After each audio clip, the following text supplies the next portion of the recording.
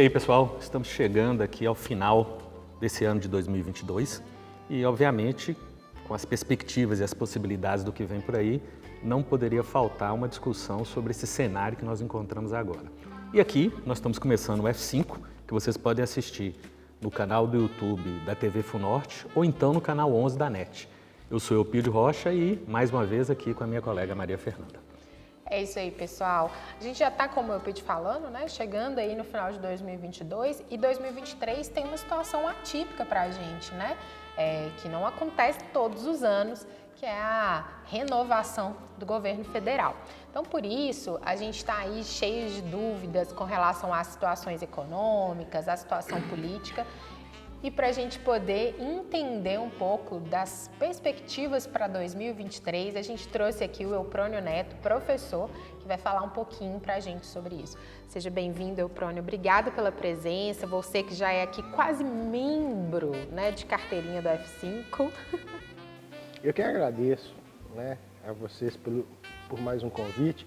E é sempre muito bom estar aqui, que é uma conversa tão tranquila. E o intuito é que ela seja tranquila, que ela seja amigável e, na medida do possível, esclarecedora para alguns, né? Mas para mim é sempre um prazer muito grande. Eu acho que depois do que eu vou falar, essa conversa pode ser que não seja tão amigável e tranquila. Não, acho que não, o Eupronio é quase sócio, então acho que É isso mesmo. Você lembra que teve um outro programa que eu comentei? Eu escuto um podcast que lá eles falam que quando o convidado vai mais 3 vezes, ele começa a participar dos boletos. E chegando final de ano e início de ano, você sabe, né? Então, você início pode de esperar ano. na sua caixa de Além mensagens. de IPVA, IPTU, etc., boletim do F5 chegando lá para você. Mas a isso partir se de encerra janeiro. no ano, né? Para o próximo ano, zera tudo e não conta mais nada. Mas aí, como esse ano você não teve essa participação, A gente pode sempre antecipar algumas coisas, né? Bom, O número do Pix mas- é... Não podemos falar. Mas deixando isso de lado agora, a brincadeira, vamos para o assunto sério. 2023, na verdade, a gente não tem como falar certezas do que será 2023. Mas a gente pode talvez fazer algumas previsões, né? Algumas perspectivas. Como que é a sua expectativa para o ano de 2023 nesse cenário político?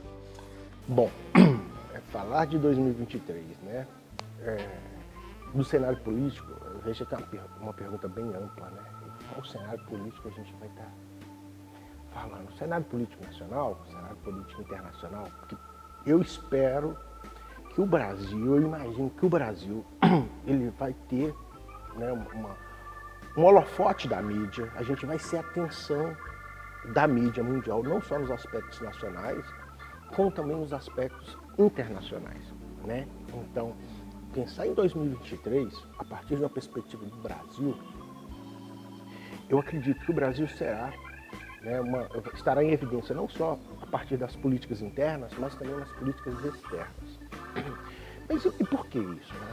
Primeiro, a gente teve um resultado eleitoral muito justo, né, muito apertado, mas que dá a cara daquilo que vem para 2023 em diante. Não é nada de novo, não é nada que a gente já não conheça. Talvez um pouco mais articulado, eu estou falando do próximo governo, mas que tem um discurso, uma postura muito para o social.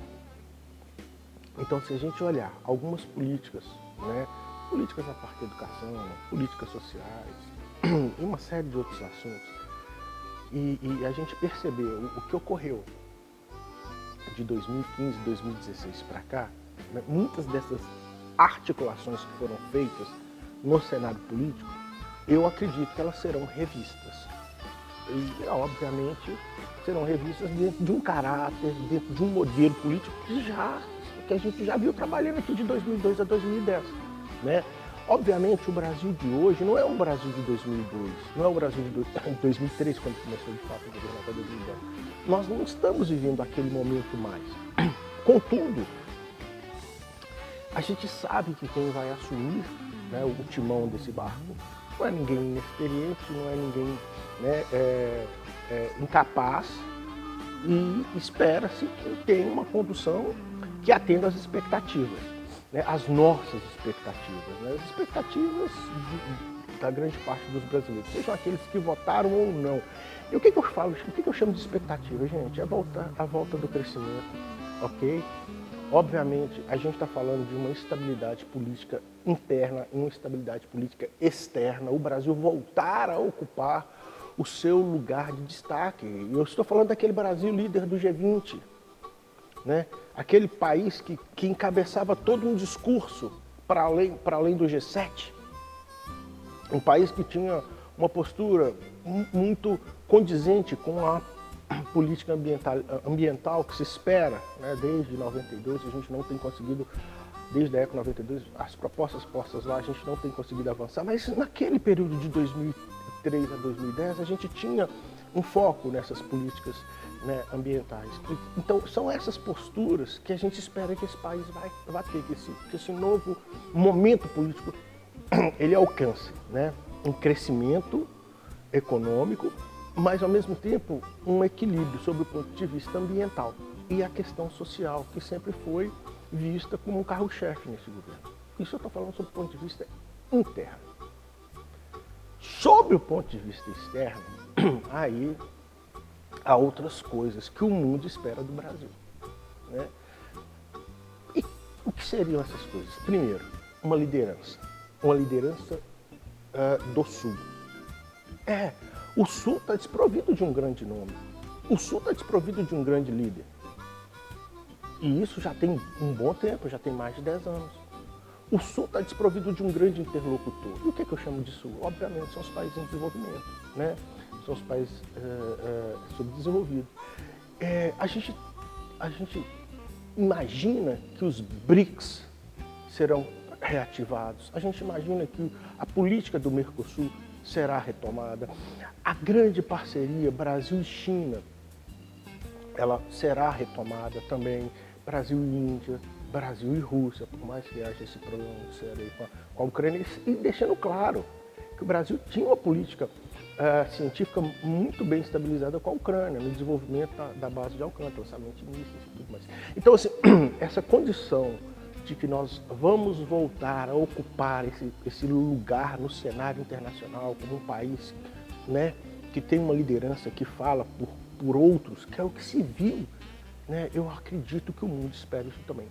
Para além disso, eu volto a falar sobre a questão ambiental, né, sobre o discurso da questão ambiental, que em outros momentos foi tão apregoado aqui. Eu não estou falando daquilo que eu espero, daquilo que eu penso. Eu estou falando daquilo que eu tenho percebido, lido, acompanhando alguns relatos, algumas discussões, né, fazendo algumas leituras sobre a expectativa que se tem lá fora desse novo governo, vamos colocar novo Brasil, não no sentido de que vai se dar tudo novo, mas uma perspectiva política muito diferente da que a gente viu no governo Temer e no governo atual, né, que se encerra agora no final de dezembro. Então é essa perspectiva, é isso que se espera. Se isso tudo vai se concretizar, aí é a expectativa. São perspectivas, possibilidades, né, Antônio? Fato, são Não tem como você cravar nada. Existe uma discussão também que, de certa forma, você tá saindo de um governo mais de direita para um governo mais de esquerda. Vou usar direita e esquerda aqui entre aspas, né? Porque, na realidade, talvez seja um governo, talvez até a palavra progressista seria uma palavra que a gente teria que usar entre aspas. Dentro desse cenário aí, a grande mudança é na perspectiva social, é na perspectiva econômica. Existe como falar, eu acredito que existe uma mudança do governo X para o governo Y. E o grande foco vai ser isso? Tem como cravar ou admitir que seria esse o grande ponto? Filho, deixa eu falar do que eu penso a partir do que foi e a partir do que poderá ser, ok? Então vamos entender uma coisa. A gente teve um momento de 2013 a 2010 de grande evolução sob o ponto de vista social, né? A gente teve uma redução da diferença entre os mais ricos e os mais pobres, então a gente viu muita gente sair da condição de miséria. A fome no Brasil foi duramente combatida, hoje a gente volta a perceber esse país com fome. O Brasil hoje é um país que tem mais de 20 milhões de pessoas que passam fome, são dados. Bom, mas aí, o que acontece? Temos que entender também todo o aspecto mundial de uma pandemia que veio e que mudou todo o caminhar dessa humanidade. A gente teve que parar, o mundo teve que parar, por mais que alguns dissessem não fiquem em casa, lá trabalhar, mas o mundo teve que parar. 2 anos. Se reenxergar, se reorganizar, e agora o mundo volta a andar. Então, o atual governo, sob o ponto de vista social, ele cumpriu ali, né, com medidas sociais, né, acolhendo da forma que foi possível para que principalmente os mais necessitados não sofressem ainda mais. Mas fato é que sofreram, fato é que ainda sofrem. Obviamente eu não estou colocando essa conta no atual governo, eu estou fazendo uma análise macro. Bom, mas veja bem, presta atenção que a gente tem um primeiro momento, no momento de um desenvolvimento social, o primeiro momento eu estou falando de 2003 a 2010, né? E o segundo momento, que foi muito marcado por essa pandemia. Agora, a partir desses 2 pontos, a gente vai projetar o Brasil de 2023 em diante. E aí eu vejo muitas pessoas dizendo assim, olha, Prônio, tem um negócio. De 2003 a 2010, o Brasil vinha num boom de crescimento, a China estava numa constante de crescimento e nós crescemos muito em função do crescimento chinês, das vendas de commodities. A partir daí a gente teve uma entrada de recursos e esses recursos que entraram em abundância foram então destinados, boa parte desses recursos, às camadas mais baixas, às camadas mais pobres. E daí então, naquele específico momento, a gente teve essa oportunidade de ver as camadas né, mais pobres sendo beneficiadas. O Brasil de 2023 em diante é outro, a perspectiva é outra, o mundo está paralisado. Opa! Aí que tem uma interrogação. O que está acontecendo hoje no cenário mundial, no cenário global? Eu não sei se vocês tiveram essa informação, mas o Infomoney está aí, alguns sites né, ligados ao assunto, eles estão apontando para o seguinte fator, a entrada de novos investimentos internacionais no Brasil. Nós estamos passando por um momento de captação de entrada de investimentos estrangeiros nos últimos meses. E há uma tendência que isso continue para os próximos anos. Aí vocês vão me perguntar, Prônio, isso é efeito da eleição do próximo presidente? Não necessariamente. O que acontece? A pandemia ela mostrou para o mundo que aquele modelo pensado após a Segunda Guerra Mundial, da globalização, que aquele modelo ele não cabe mais no momento atual. Né? Aquele modelo tem que ser repensado. Então, o que a gente viu? As grandes indústrias transnacionais. O cara montava um tênis na China e dali distribuía para o mundo inteiro. O cara centralizava toda a produção de 70 e tantos % da produção de semicondutores em Taiwan e dali para o mundo inteiro. O que a gente viu? O Brasil, por exemplo, vamos pegar o caso do Brasil, nós deixamos de produzir fertilizante para comprar fertilizante produzido lá fora. Os Estados Unidos, a União Europeia, eles deixaram de produzir semicondutores para concentrar na compra dos semicondutores de Taiwan. A China passou a comandar o grande comércio internacional, tudo made in China. E o que a pandemia mostrou para a gente? Não dá para viver concentrado nesse mercado global. Há de se voltar às regionalizações dos mercados. Então, os mercados, os grandes mercados, eles vão voltar a ter uma maior participação produtiva no grande cenário global. O fato é que não dá para concentrar mais tudo apenas na Ásia.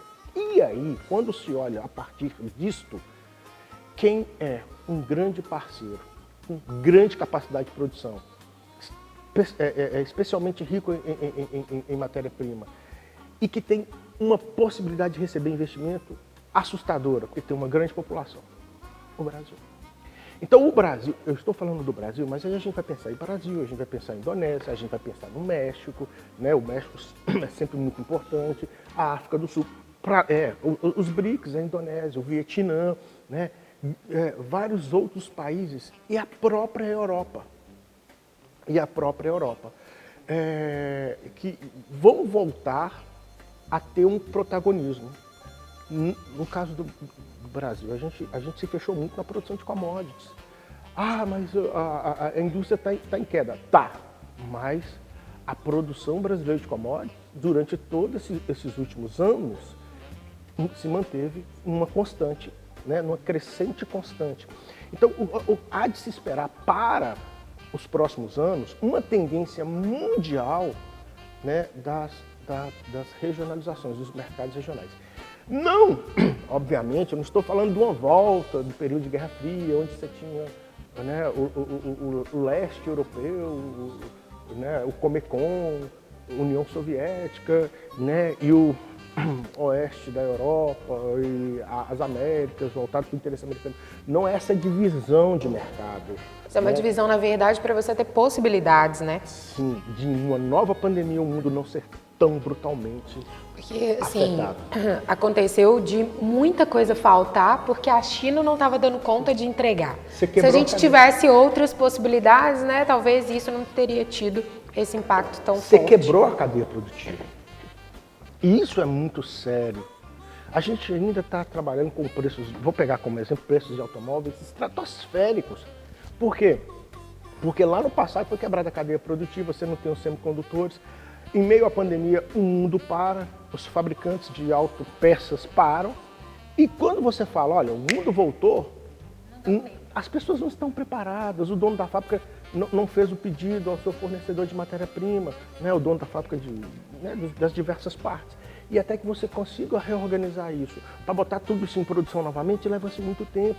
Então, o que se pensa? Nos mercados, na volta das produções regionais, ok? Outra coisa que influencia muito nisso, e que tem um outro aspecto muito pesado nisso, é o próprio preço do transporte. Com esse aumento absurdo do petróleo, o custo do transporte, o custo do frete ficou muito alto, muito grande. Então as pessoas estão percebendo que se você voltar a produzir aqui na região para abastecer uma área mais próxima, é uma forma de você sair um pouco desse grande custo do transporte. Você pega um navio que vai sair de Xangai, vai atravessar o Índico, vai atravessar o Atlântico para chegar no norte do Atlântico, né, no estado americano, ou mesmo aqui no Brasil. Então, é voltar a essa política regional, sem perder o foco dessa grande cadeia macro. Isso não. Né? O Milton Santos, ele falava da globalização, mas o Milton Santos, ele falava do globalitarismo. E é importante a gente pensar sobre isso. A globalização é essa grande ligação, né? Aí a gente sabe que é a grande aldeia global que liga os diversos pontos. Quer dizer, não é o fim da globalização, é um reordenamento. Mas a globalização vai passar por esse reordenamento. O que de fato parece que não vai passar por esse reordenamento é o globalitarismo.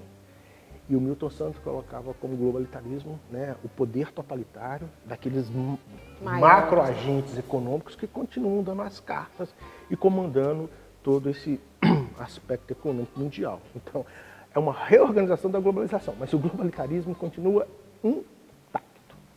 Polônia, a gente falou muito aí dessa conexão de economia e política. Especificamente sobre política, conversa-se muito hoje sobre essa tal de governabilidade. A gente sabe que o governo eleito, ele foi resultado de uma junção de diversas forças que até um determinado momento ou alguns anos dificilmente sentariam na mesma mesa para tomar um cappuccino. Sim. Como você enxerga, o que seria essa governabilidade?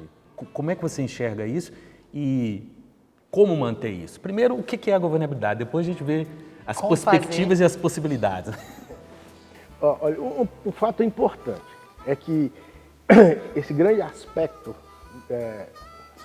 governabilidade, tudo em prol da governabilidade, isso não é nada novo. Bom, há 72 anos aqui, só para pintar um exemplo, o Getúlio Vargas foi eleito com o apoio do Adhemar de Barros, um mega populista de direita de São Paulo, e foi eleito com o apoio do Luiz Carlos Prestes, o líder do movimento comunista de esquerda no Brasil. Inclusive, o Luiz Carlos Prestes e o Vargas manteve preso por 9 anos e que o Vargas fez o desfavor de pegar a mulher dele e entregar para a Alemanha nazista, Olga, para que depois ela fosse morta. Agora veja bem, em 1950, o Vargas ele montou uma grande aliança, um grande apoio. O Vargas, gente, que já tinha sido chamado de comunista, democrata, e naquele momento ele se apropriou, né, do apoio dos próprios comunistas que ele combateu na Comuna Comunista de 1935. Então, a gente olha para o Vargas e vê essa mega aliança, né, para que ele tivesse condição de ter governabilidade. Ainda assim, o Vargas teve, durante todo o seu governo, uma oposição fortíssima, uma direita fortíssima com o Carlos Lacerda e o que a gente chama depois, o que a gente vai chamar depois de República do Galeão, que era uma ala dos militares e em especial as forças, a aeronáutica, na figura do brigadeiro Eduardo Gomes. Bom, mas tá aí, tá claro, o Vargas já inaugura esse momento das mega alianças. A gente pode comparar essas mega alianças com o que aconteceu no Brasil durante a República Velha, Minas e São Paulo, café com leite? É para além disso. Você está entendendo? É para além disso. Ali a gente tinha 2 estados, com apoio efetivo de alguns outros e que mantinha sempre a estrutura daqueles 2 estados. Vargas não. Vargas ele vem em um momento novo, ele monta uma super aliança. Bom, enfim. Aí a gente tem que pensar numa outra coisa também que é muito importante. O Lula fez a mesma coisa em 2002 para ser eleito presidente. Ele fez um amplo acordo. Né? Resultado disso a gente viu. Denúncias de corrupção, né, durante o governo dele. E é interessante a gente perceber que aliados anteriores daquele governo Lula, né, Aldemar da Costa Neto, o senhor Roberto Jefferson, né, depois se colocam na oposição, como no último momento eleitoral. Então, já naquele momento, a gente viu uma ampla aliança, uma grande aliança feita pelo Lula com diversos partidos para se eleger em 2002, assumindo em 2003. O que nós estamos vendo hoje é algo que se assemelha, mas tem um componente um pouco diferente. Por que se assemelha? Foi feita uma ampla aliança, principalmente no segundo turno, não é verdade? Uma ampla aliança. Só que o aspecto novo que a gente tem é o tal do orçamento secreto. É a tal da emenda do relator, que você deu poder ao Congresso de dispor de boa parte da verba, que seria uma verba governamental. Então, é o governo abrindo mão de recursos e entregando para o Congresso. Então, a gente sempre falou que o Brasil é um país de o presidencialismo de coalizão. Esse foi sempre um termo muito usado. O Brasil é um país de presidencialismo de coalizão. Se você não tiver um amplo apoio, você cai. Por exemplo, a Dilma caiu porque ela não teve o apoio do presidente do Congresso, do Eduardo Cunha. O atual presidente, ele se aproxima do Lira, né, justamente para que todos os pedidos de impeachment contra ele não fossem adiante. O Lira engavetou todos, coisa que o Eduardo Cunha não fez, né, pelo governo Dilma. Eu não estou falando em prol de um ou em demérito de outro. Eu só estou usando essa necessidade que muitas vezes o Executivo tem de ser refém do Legislativo. Agora, o que nós vamos ver para o ano que vem? Um fato muito interessante. O Arthur Lira, que era parceiro do governo que se encerra, de mãos dadas, não sei se elas vão permanecer dadas, com o governo, com o pretenso governo que se inicia. Inclusive já gerando um certo desconforto, ciúmes do governo que se encerra com relação a essa nova possibilidade. Mas percebam, o atual governo, o governo que se inicia, ele necessita desse apoio do Congresso justamente para passar essa PEC, que ela ainda não tem o nome definido, se é PEC do estouro, se é PEC... Da transição. Da transição, para que garanta, né, o auxílio Brasil, que vai voltar a se chamar Bolsa Família, de R$ 600, mais 150 por criança. E que foi uma promessa dos dois governos, né, dos dois postulantes à presidência, né? Tanto o que pretendia se reeleger, quanto, né, aquele que vinha concorrendo. Então, eu falo do senhor Jair Messias Bolsonaro e do senhor Luiz Inácio Lula da Silva. Então, é essa a realidade. Tá? É essa a realidade. Eu diria que a gente está refém. A gente não, perdão. O Executivo, ele meio que está refém do Legislativo. Uma das discussões que se fala é que o governo que se inicia aceitou apoiar o Arthur Lira na sua recondução à presidência da Câmara, desde que as prerrogativas das emendas de relator, quer dizer, o orçamento secreto, isso não vigorasse mais. Mas a gente ainda não sabe, né? Vamos esperar para ver como isso vai ficar. Afinal de contas, assim, a gente já está chegando ao final da nossa conversa aqui. O que a gente pode entender é que existem previsões, né, Elpidio, expectativas, perspectivas, mas que a gente só vai saber mesmo na hora que literalmente o pau começar a quebrar lá, né? Até porque a gente está passando por um momento de mudanças muito rápidas, né, Prônio? Se a gente pensar logo depois do final das eleições, o que se planejava, as questões da montagem dessa equipe de transição, as questões que essa equipe de transição está levantando, as questões de diplomação, as questões de posse, de uma hora para outra, as coisas estão se dando muito rápido. O que nós estamos falando hoje, nós estamos gravando esse programa, nós estamos aqui hoje gravando o programa, hoje é dia 7, né? 7 de dezembro. Pode ser que semana que vem, ou daqui a 2 semanas, quando esse programa já estiver na memória das pessoas, muitas das coisas que você está falando aí foram completamente por água abaixo e outras foram completamente afirmadas, né? Então, acho que essa dinâmica talvez seja a grande característica, né? Essa tal dessa governabilidade está interligada com essa dinâmica, não é isso?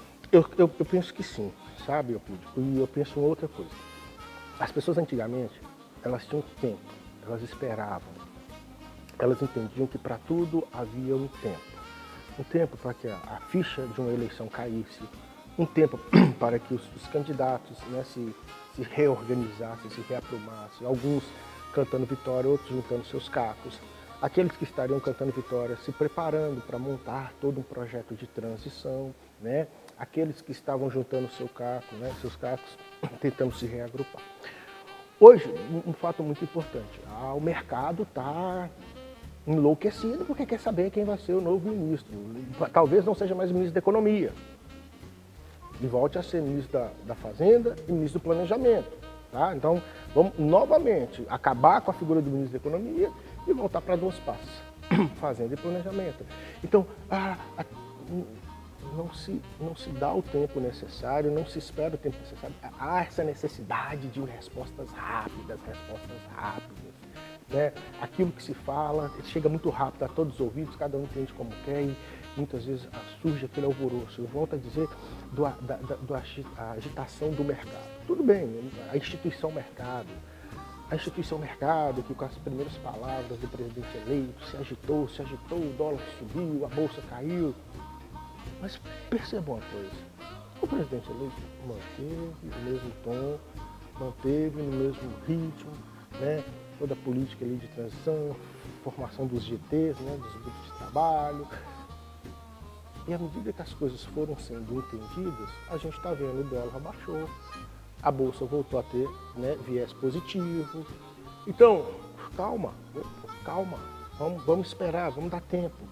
Essa ansiedade, essa necessidade de ter respostas rápidas, objetivas, como se esse grupo que vai assumir fosse um grupo inteiramente novo, né, de pessoas sem nenhuma experiência. Então, o que eu questiono aqui é essa necessidade das respostas rápidas e dessa agitação, e aí eu me refiro especificamente ao comportamento do mercado financeiro, né? Depois que o governo foi mostrando, olha, o caminho vai ser esse, vai ser assim, vai ser assado. Obviamente, não ignorando a ansiedade do mercado, obviamente que não ignorou, mas ele pediu um tempo. Ele falou, poxa, gente, ó, presta atenção, é necessário tudo isso. Você está vendo, o mercado volta, a bolsa operando em alta, o dólar baixando e as coisas tendendo a ter um ajuste, né, mais tranquilo, mais calmo. Que é o que eu acho que é necessário nesse momento, é calma e tranquilidade. não perder o foco. Prônio, muito obrigada pela sua participação aqui. A gente fica feliz, né, de ter o Prônio sempre aí. Eu acho que, inclusive, a gente já pode programar, porque tem aquele negócio dos primeiros 100 dias.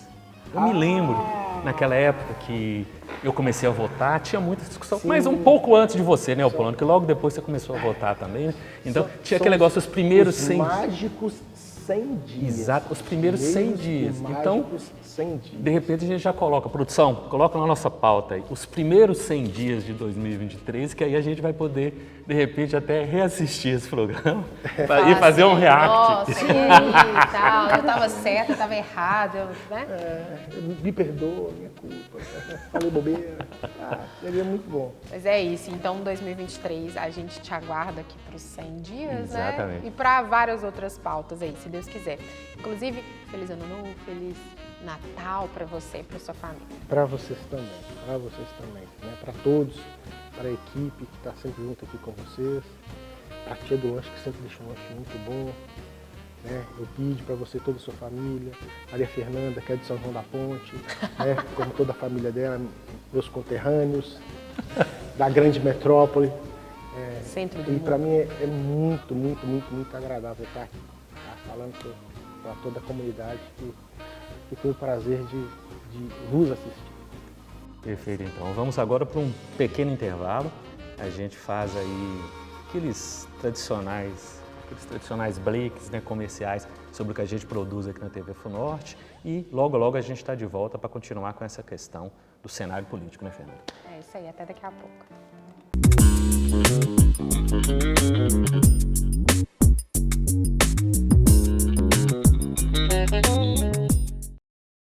Fala galera, o cara dos carros chegou aqui na TV FUNORTE. Imagina a nossa zoeira aqui informativa de sempre, mas com toda essa produção bacana. Vem comigo, não perca nenhum dos nossos programas, hein?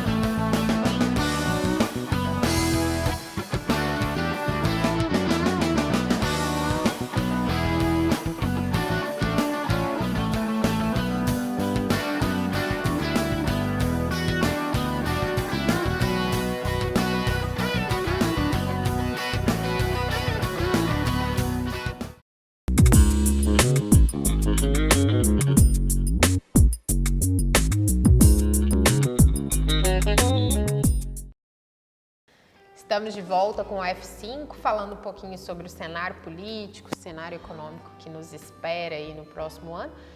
E aí a gente já tem um convidado novo, né, Pete? Exatamente, recebendo aqui a nossa colega, empresária, jornalista, mãe, Ariane Galdino. Esposa, tem esposa também. Tem várias coisas aí. Ariane, seja bem-vinda ao F5, muito bom ter você aqui. Muito obrigada. Eu que agradeço, gente, pelo convite mais uma vez. Daqui a pouco tá virando sócia também. Tomara, eu adoro. Você já deve ter recebido uns 2 ou 3 boletos, né, Ariane? Aqueles boletos F5, assim. É, normal. Ariane, mas a gente falou no primeiro bloco um pouquinho sobre algumas expectativas, perspectivas relacionadas ao cenário político mesmo, né? E aí, para você, a gente quer voltar mais para as questões econômicas. A gente está aí numa mudança completa aí do nosso governo e o que a gente pode esperar? É claro que, como eu falei também, né, é difícil a gente falar, não, vai ser assim. Mas e o que a gente pode esperar? Quais seriam as perspectivas? Então, o que me baliza, assim, é olhar um pouco mais, ser um pouco mais localista também, né? Ter uma ideia macro, do cenário macro mesmo, o país está, como é que está caminhando, né, a coisa, mas também tem um olhar mais localista, sabe? Meu negócio é local, então eu me preocupo também como é que a economia anda por aqui, regional, né? Como é que o meu estado está lidando com essa questão. E eu vejo que a gente vai passar por uma fase, ainda mais com o meu setor, né, que é um segmento que trabalha, que é muito volátil, as mudanças de bolsa, né, de valores, de dólar. A gente sabe que nós vamos passar uns 3 meses mais, mais com um passinho apertado, com medo mesmo de mudanças bruscas de cenário. Mas eu penso também que essa transição, apesar das dificuldades que terá, né, de governar, assim, a gente sabe que a governabilidade, ela exige vários pontos, né, para que ela aconteça, né, várias amarrações.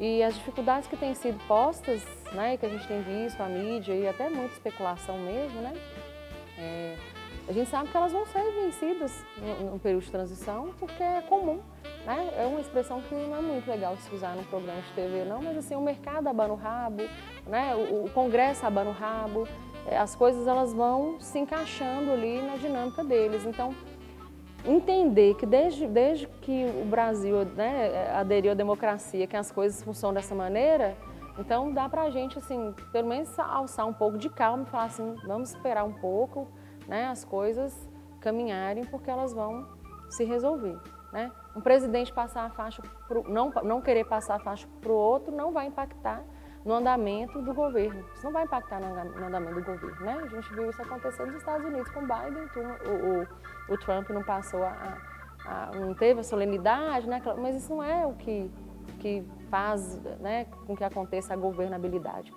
Então tem vários pontos aí que eu acho de impacto, né? Essa oposição, essa esperada oposição, que também a gente vai com certeza ver um discurso se amansar, porque a gente está vendo o que está acontecendo aí com quem, né? Essas coisas de ódio, de fake news, né? Esses aspectos eles estão sendo muito combatidos. Então, provavelmente, isso aí também vai trazer um certo apaziguamento dos discursos. Então, eu penso que nesse período de transição, tudo isso pode acontecer muito junto, misturado. Então, por isso que a gente tem que estar com o pezinho no chão, mas lembrando assim, a coisa vai funcionar, né? Mas desde que eu me lembre, nos últimos 12 anos, 18 anos, mas eu sou super jovem, viu, gente? Nos últimos 18 anos, a gente tem passado por esses processos mesmo, de mudança de governo, né? Então, o bicho vai pegar um pouquinho, mas lá para abril, a coisa eu acredito que já vai estar mais razoável, assim, o mercado vai estar mais calmo. Você falou aí, Ariane, nessa questão local, eu ia até te perguntar sobre isso. Você tem a questão local, regional, porque afinal de contas nós estamos num estado que não vai ter uma mudança, porque na realidade o governador foi reeleito. Nós estamos com um prefeito que já foi reeleito há 2 anos e que só vai se preocupar com reeleição novamente daqui a mais 2 anos, né? Então, em termos locais, existe uma certa estabilidade e efetivamente regional. Você consegue enxergar que tem uma certa estabilidade, mesmo que tenham essas mudanças macro, ou essas mudanças macro acabam de uma maneira ou de outra impactando mais nesse momento local, nesse cenário local? Então, nesse período aí de eleição, a gente viu que a prefeitura ela se declinou muito, né? Eu penso, como empresária, que talvez isso não tenha sido tão interessante, né, como pareceu no primeiro momento, né? Por exemplo, o Zema fez isso, né? O Zema declinou muito para o lado, né, do governo atual, mas já no segundo turno, ele já deu uma balançada, titubeada, porque ele já enxergou o cenário do que ia acontecer e quem é que vai ser o próximo. Ele vai se candidatar, né, para a presidência na próxima eleição. Então ele já ficou mais ameno, né? A gente já está vendo esse caminhar desses governadores aí amenizando e tal. E eu acho que isso impactou muito essa decisão municipal de declinar tanto assim, né? Porque uma coisa eu vou apoiar, mas declinar de uma maneira muito forçosa, isso não é legal, né? Assim, até pelo olhar social que a gente tem que ter diante, né, das pessoas que estão ali trabalhando, porque a prefeitura ela emprega nem sei quantas pessoas, né? Acho que a prefeitura é a maior empregadora da região. É, o maior empregador da região. Então, eu acho que isso também, isso deu uma baixada de ânimos, assim. Eu vi um pouco de desânimo, eu estou no comércio, né? Então, eu vi um pouco de desânimo, assim, no comércio, sabe? Algumas coisas muito feias sendo manipuladas e tal, mas agora que a gente já está nessa fase aí, né? O TSE, essa semana, já marcou data, né? Para diplomar, acho que é agora dia 12 de dezembro, isso. E aí eu penso que agora a coisa começou a aliviar também.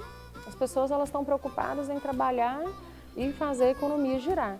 Agora existe ainda uma cúpula ou outra, né, pensando que a coisa não vai caminhar, eu acho que existe, mas eu acho que também o Brasil está passando, eu acho que o mundo está passando por uma fase aí de extremos muito grandes, né? Mas a gente já vê muitos governadores presidenciáveis, não governadores, já amenizando discurso, né? Que entrou na polarização no início da campanha e já está saindo dessa polarização.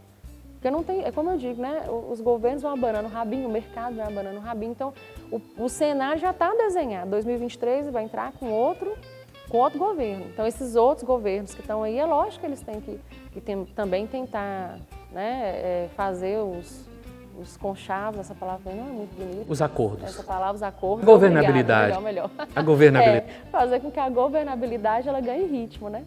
Agora, local, eu vejo que agora a gente está saindo um pouco dessa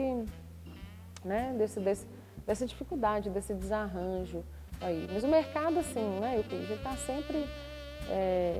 esse ano, mas assim, olha só, eles previram, por exemplo, um PIB de 1,8, né? Aí já aumentou para 2,8. Aí eles estão especulando para o ano que vem um PIB de 2,5, aí agora nessas últimas semanas já caiu para 2,1.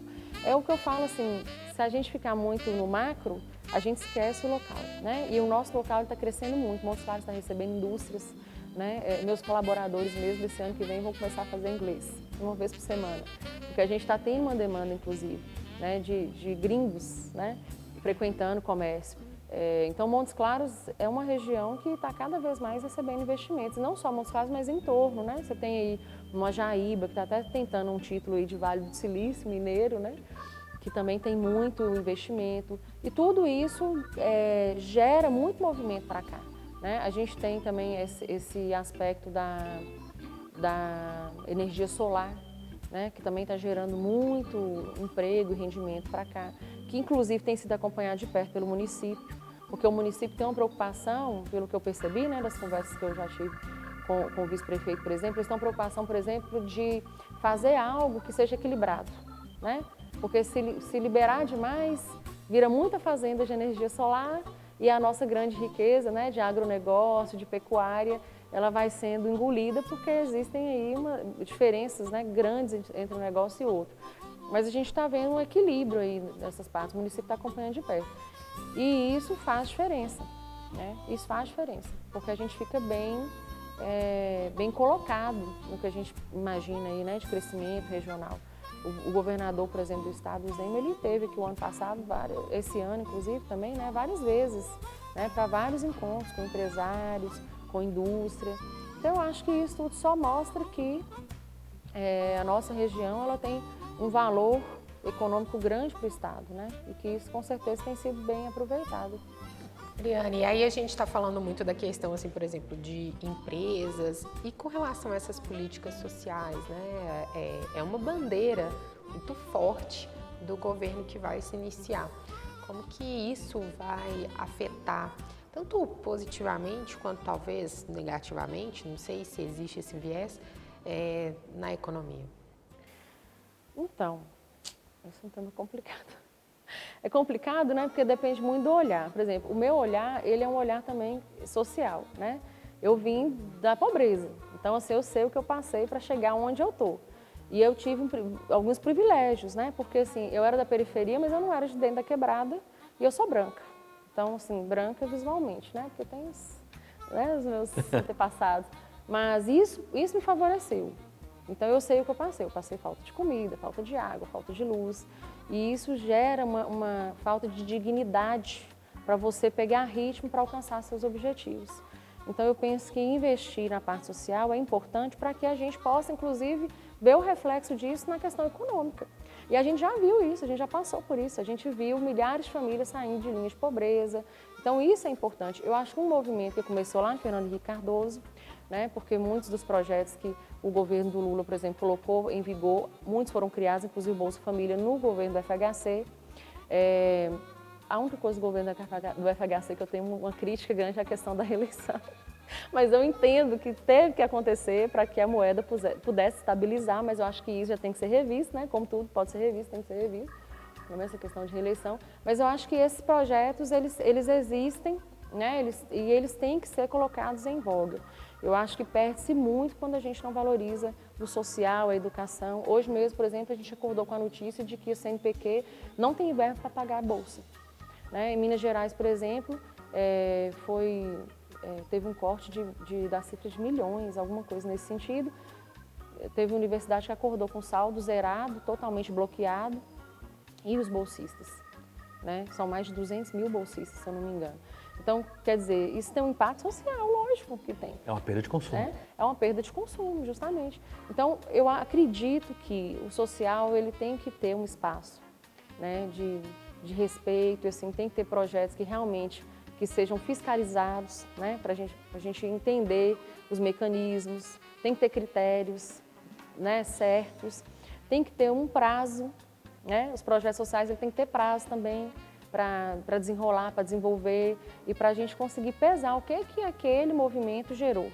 Eu acho que isso é importante, acho que nesse ponto os governos anteriores a este pecaram um pouco, porque né, deixou de uma maneira, transcorrer de uma maneira muito sem fiscalização e a gente viu muita fraude, muita coisa errada e isso é péssimo, porque isso tira a credibilidade do projeto, né? E aí faz outras pessoas pensarem que o dinheiro está sendo mal gerido, mas isso tem um aspecto que é inerente, infelizmente, à nossa sociedade brasileira, que é a questão da idoneidade, né? Então não depende só de um projeto de governo e das pessoas terem boa vontade. Infelizmente, depende também de uma boa fiscalização e de orientação. Então, eu acho que os projetos sociais, eles sempre são bem-vindos. Né? Eu acho que esse governo está mais que certo. Acho que a gente tem aí uma demanda social grande e que pode, com o poder aquisitivo, melhorar esse desenvolvimento, né, econômico e de modo que as pessoas tenham mais dignidade e melhores condições de vida. Né? O meu negócio, por exemplo, uma parte do meu negócio trabalha com atacado. Né? Então a gente tem lá várias mulheres, a gente tem em torno de 600 mulheres hoje que estão ali trabalhando com a gente. Então elas vão lá, compram atacado, compram as peças no atacado e revendem. Então isso gera para elas às vezes a renda principal ou uma renda extra. Então a gente percebe o crescimento dessas mulheres, assim, o aspecto mesmo de crescimento delas, assim, de conseguir pagar a faculdade do filho, da diferença que isso faz para elas, da autoestima, entendeu? E da dignidade mesmo, de ser um cidadão que tem direitos e consegue usufruir, né, dessa grande cadeia que faz parte aí do social. Então, eu acredito que tem que ter um olhar mesmo cativo para o social e isso gera bons frutos, mas tem que ser bem fiscalizado, né? Tem que ser bem orientado. Ariane, você falou aí sobre essa questão desse retorno social. Já faz o quê? Mais ou menos o quê? Um ano que você já está envolvida com a questão da Câmara da Mulher Empreendedora. Nós até fizemos uma matéria, né? Foi. Eu não sei se foi esse ano 2022 ou foi 2021. Foi 2021. Foi 2021, quando você estava, digamos assim, o processo inicial, a primeira fase dessa etapa. Como é que foi esse período? E o que vocês, dentro dessa perspectiva, vocês estão ali na associação comercial, vocês estão trabalhando com essa ideia de empreendedorismo voltado para mulheres. Já tem determinadas perspectivas. Dentro das mulheres, é igual você falou, tem as questões das mulheres pretas, das mulheres brancas e etc, etc. Como é que você enxerga isso? O que já colheu de frutos e o que vocês esperam dentro dessas possibilidades que podem vir aí? Pois é, quando a gente fala de mulher, a gente tem um olhar muito mais sensível, né, para essas questões, inclusive, que você colocou aí, étnicas, né, etc.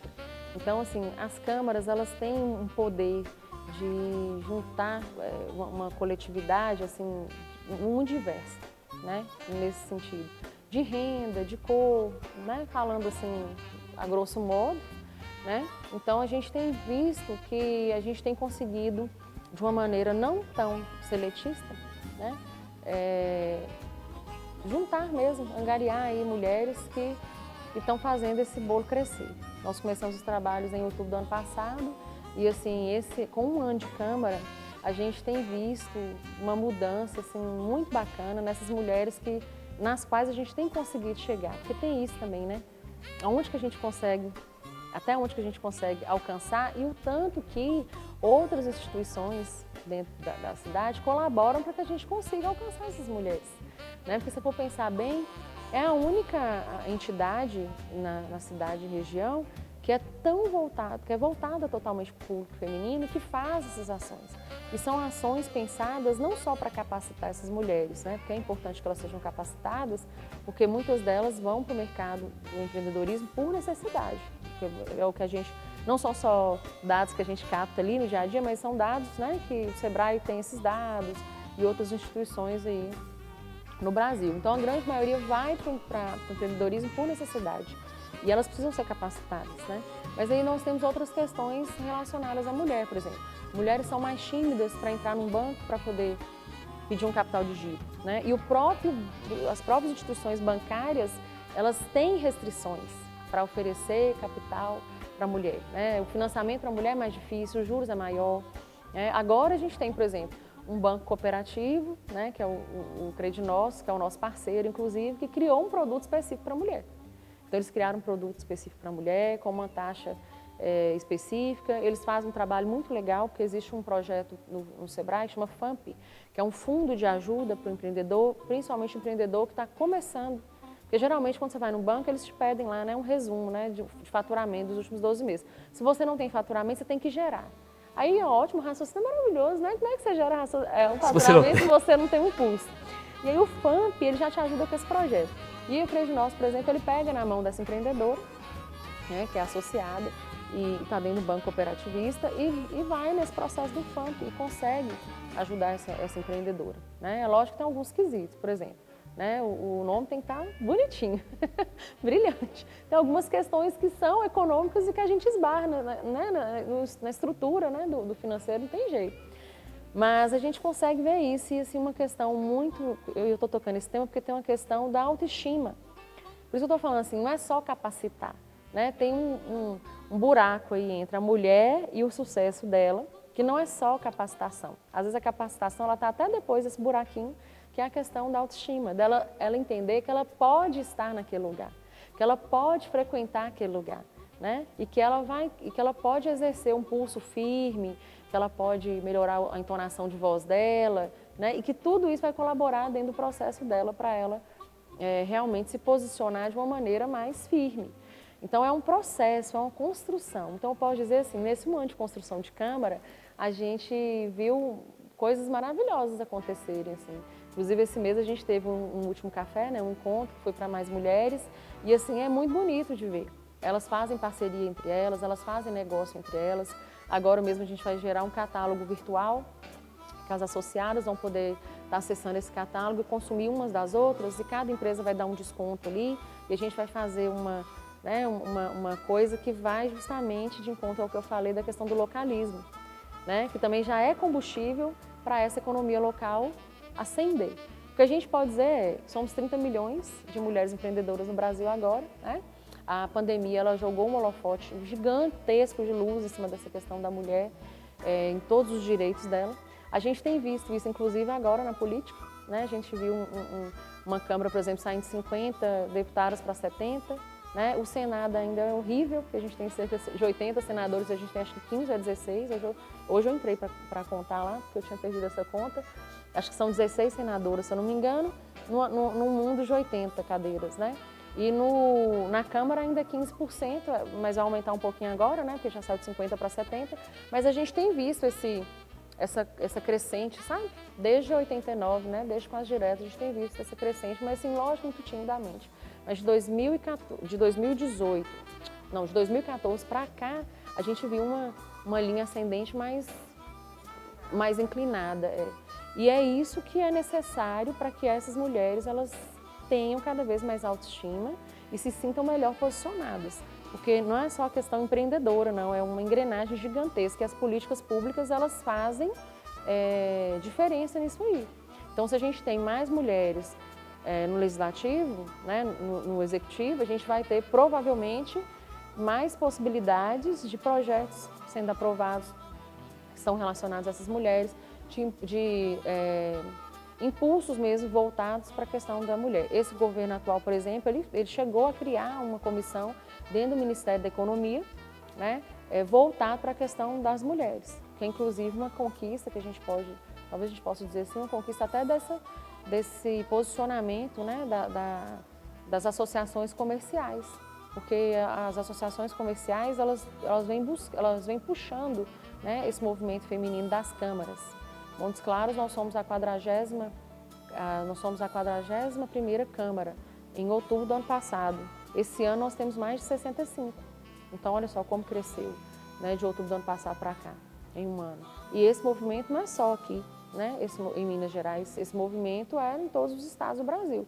Lógico que a gente tem um norte, por exemplo, do país que não elegeu uma mulher, né? Maranhão, Amazonas e outro estado, que eu não me engano, não elegeu uma mulher. Então, assim, tem coisas, mas eu vejo tudo como construção. Eu vejo como coisas sendo quebradas e ressignificadas. Essa palavra é muito utilizada, mas ela faz sentido. E eu acho que isso tudo colabora. Então, assim, a Câmara da Mulher, ela vem pegando esse ritmo, entendeu? E nós somos muito... A gente tem uma linguagem, assim, evita tantos protocolos também, né, nos nossos encontros. Então, isso nos deixa muito confortável, né? Dá para poder fazer parte. Não dá, na verdade, né, Ariane, para assim, a gente tá aqui e vir para cá da noite pro dia, né? Então, realmente é uma construção, como você falou. Infelizmente, a gente tá, né, Chega no final. acabando, como sempre, né? Assim, Na hora que o papo começa a engrenar, a gente chega no final, é impressionante isso. Eu ia complementar, mas é porque eu converso muito, né? Sem problema. Mas eu ia complementar essa questão da mulher nesse sentido da construção, porque não é fácil, sabe? Hoje eu penso muito nisso, assim. Hoje eu olho a questão eu estou num espaço de privilégio, né? Por algumas coisas que eu já até linkei, né? Tem a questão da condição social, tem a questão, né? Às vezes a cor ainda colabora muito, né? E os espaços onde eu estou, o tipo de ramo que eu trabalho.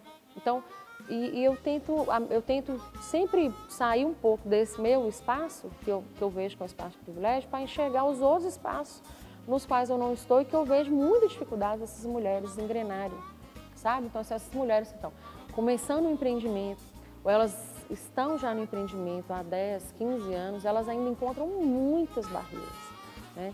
E o que vai colaborar com essas mulheres são justamente essas entidades que são voltadas para a linguagem feminina. Porque a gente tem esse abismozinho aí que se chama autoestima e que isso é muito importante ser pensado. Não só a questão do conhecimento em si, mas do autoconhecimento, da autoestima, né? E se isso for bem amarrado, bem construído, bem costurado, daqui 10, 15 anos a gente vai ver um progresso muito maior do que, por exemplo, a ONU diz, né? A ONU fala que haverá equidade entre homens e mulheres em 250 anos. O FMI já baixou para 130, né? Eu não quero morrer sem ver esse negócio mais equilibrado. Então, e eu preciso viver pelo menos mais uns 60 anos, porque a carta da Rainha Elizabeth só vai ser revelada em 2083. Eu preciso saber o que tem nessa carta. E até lá eu quero ver muita coisa acontecer. Isso aí. Eu também, inclusive. Esperamos, então, que isso não seja um privilégio das nossas netas, né? Então, por favor. Bom, pessoal, então a gente vai ficando por aqui. Muito obrigada, Ariane, pela sua presença aqui. Sempre é muito legal te rever, né? Bater esse papo que sempre é muito Eu também agradeço. Assim, os temas são sempre muito relevantes, né? Que a gente precisa discutir. E ter essa abertura, né? Para discutir sem dedos. É importante. A gente pode até fazer igual a gente tinha combinado com o Prono, né? Tem 100 aqueles dias. famosos 100 dias. Daqui, nos passados 100 dias do novo governo, a gente marca de novo aqui um Falei, retrospecto. queimei a língua. Ou fazer um react, Tomara né? que não. Ou fazer um react. Esperemos que ninguém queime a língua. Né? Tomara. Deus Tem que me ser- livre. A gente tem que ser realista, mas assim, realmente a gente tem que buscar um ponto de luz, né? Porque senão não vai, né? É isso aí. É isso. Muito obrigada. Obrigada, Feliz Natal, feliz Ano Novo para sua família. Pra vocês Tá? também, Muita saúde gente. para Obrigada. você. Ariane, boas festas. A gente vai encerrar por agora e daqui a pouco eu volto para falar com vocês no nosso quadro Papo Cultural, falando um pouco sobre cinema, seriados, dentro dos temas que foram comentados aqui. É rapidinho e até daqui a pouco. E eu fico por aqui. Até a próxima.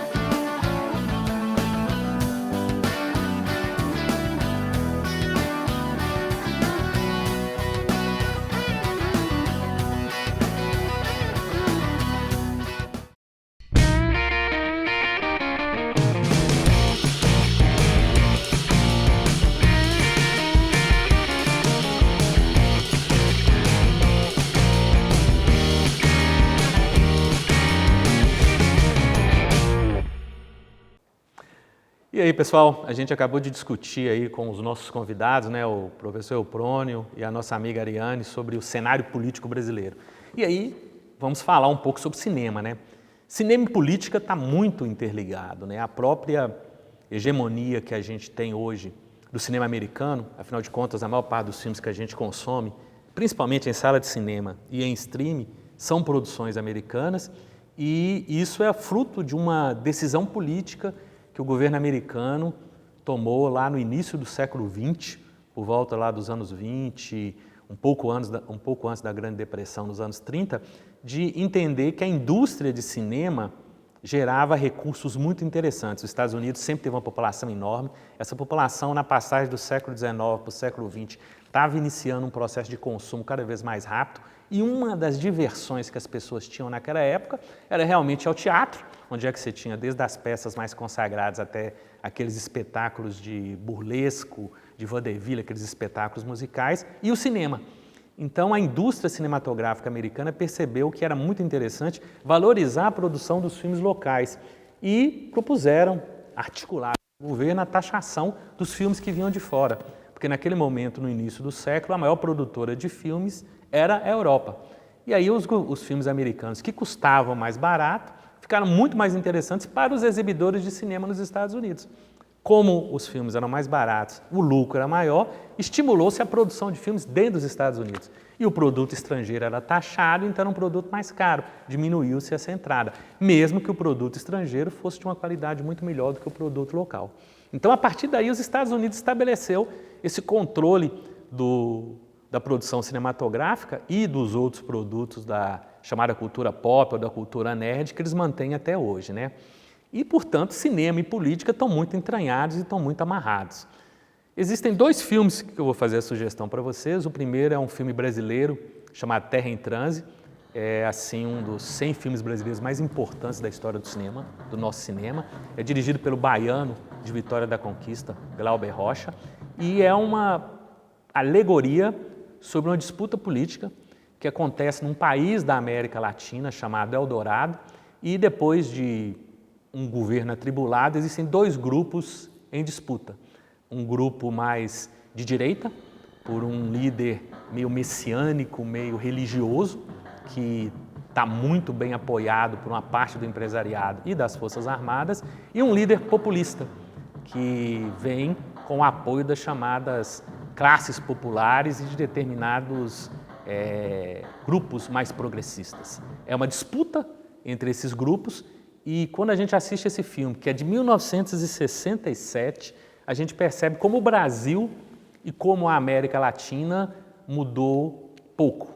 E como, definitivamente, né, cabe a nós, o povo, geralmente arcar com as consequências do que acontece.